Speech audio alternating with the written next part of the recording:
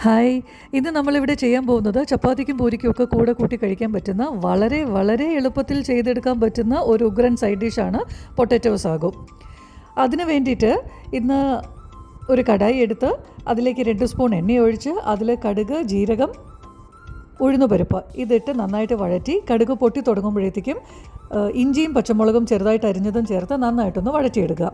ഇത് നന്നായിട്ട് വഴണ്ടി വരുമ്പോഴത്തേക്കും ഒരല്പം കരിവേപ്പിലയും ചേർത്ത് ഒരു വലിയ സൈസ് ഉള്ളി ഇങ്ങനെ നീളത്തിൽ കട്ട് ചെയ്തത് നന്നായിട്ട് വഴറ്റിയെടുക്കുക. ഇത് നന്നായിട്ട് വഴണ്ടി വരുമ്പോഴത്തേക്കും ഞാനിതിൽ ഗ്രീൻ പീസ്, ഇന്ന് ഫ്രോസൺ ഗ്രീൻ പീസാണ്, ഞാൻ ഒരല്പം നേരം വെള്ളത്തിലിട്ട് വെച്ചിരുന്നു. അതിട്ട് നന്നായിട്ട് ഇളക്കി ഇതിൽ ഏകദേശം 1 കപ്പ് വെള്ളം ഒഴിക്കണം. ആ വെള്ളം ഒന്ന് തിളച്ച് വരുമ്പോഴത്തേക്കും അതിലേക്ക് ആവശ്യമായ ഉപ്പും മഞ്ഞൾപ്പൊടിയും ചേർത്ത് നന്നായിട്ടൊന്ന് ഇളക്കിയെടുക്കുക. ഈ വെള്ളം നന്നായിട്ടൊന്ന് തിളച്ച് വരുമ്പോൾ ഞാനിന്ന് 3 വലിയ സൈസ് ഉരുളക്കിഴങ്ങ് നേരത്തെ വെന്ത് വെച്ചിരുന്നു, അത് അതിലേക്കിട്ട് നന്നായിട്ടൊന്ന് ഇളക്കി കൊടുക്കണം.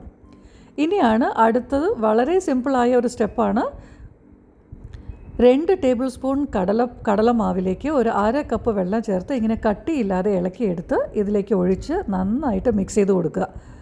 ഇത് നല്ലൊരു ബോയിൽ വരുമ്പോഴത്തേക്കും ഫ്ലെയിം ഓഫ് ചെയ്യുക. പിന്നെ 2 മിനിറ്റ് അങ്ങനെ തന്നെ വെച്ചിരുന്നാൽ മതി.